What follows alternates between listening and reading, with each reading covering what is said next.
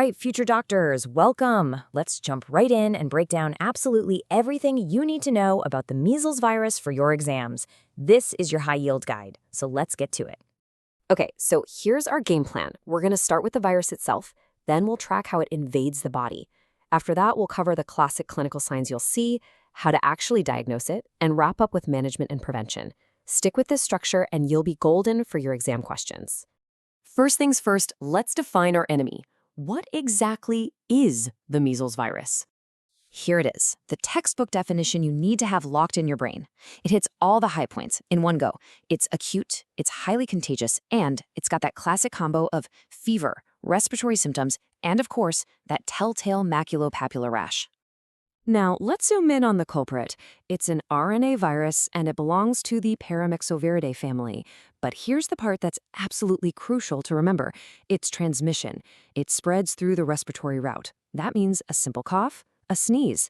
It fills the air with infectious droplets, which is exactly why this thing is one of the most contagious diseases on the planet. Okay, so the virus is in. Now what? How does it actually go from a few particles in the airway to a full-blown systemic infection? Let's trace its path of invasion. You have got to know this sequence. It all starts locally, right there in the respiratory tract, where it first landed. From there, it hitches a ride to the nearby lymph nodes. That's its ticket into the bloodstream. We call this the primary viremia.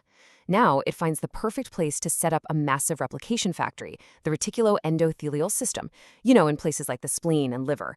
After multiplying like crazy, it causes a huge secondary viremia, spilling back into the blood in massive numbers and spreading everywhere, to the skin, the lungs, the eyes, causing all those classic signs. So, how does all that internal chaos actually look on the outside in a patient? This is where we get into the clinical features, and trust me, this is a favorite topic for exam questions.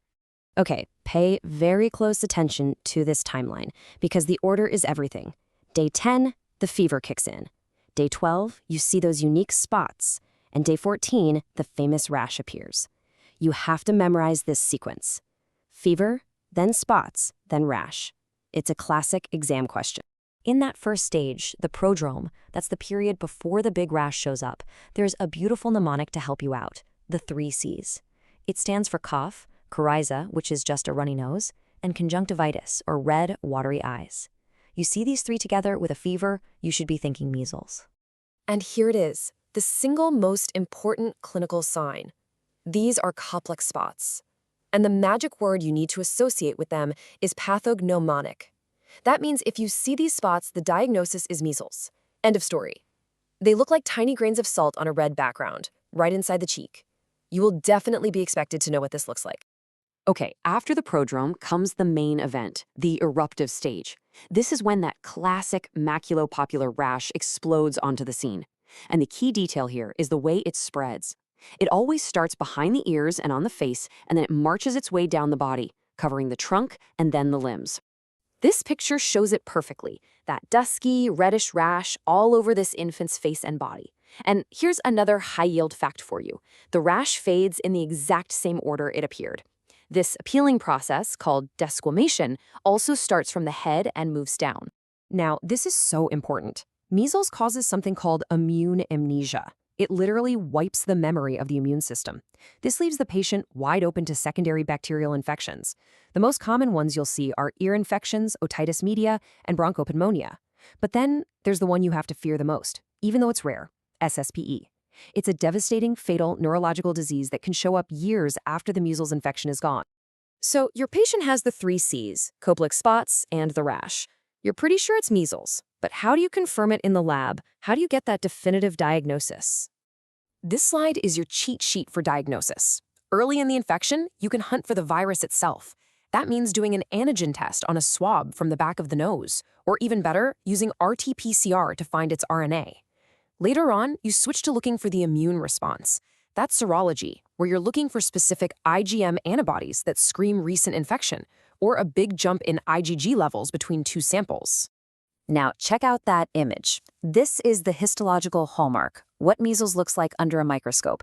The virus forces infected cells to fuse together, creating these enormous, multinucleated giant cells. They have a name you need to remember: Warthin-Finkelday's cells. This damage, this specific cytopathic effect, is a dead giveaway for measles. All right, let's bring it all home. How do we manage an active infection? And more importantly, how do we prevent this whole mess in the first place? The number one thing to know about treatment is that it is supportive. There is no magic antiviral drug for measles. It's all about managing the fever, keeping the patient hydrated, and just letting the body fight it off. Oh, and don't you dare forget about vitamin A. Supplementing with vitamin A is proven to reduce how sick kids get and lower the death rate. Of course, the best treatment is to never get sick at all. And for measles, prevention is all about the vaccine. You need to know it's a live, attenuated vaccine, meaning it's a weakened but living virus that gives you a really strong immune response. You should also be familiar with the common strains and, for sure, know your local immunization schedule. It's almost always given as a combo shot, like the MR or the classic MMR vaccine. And that brings us to one last really important question to think about. We've just gone through how well we understand this virus.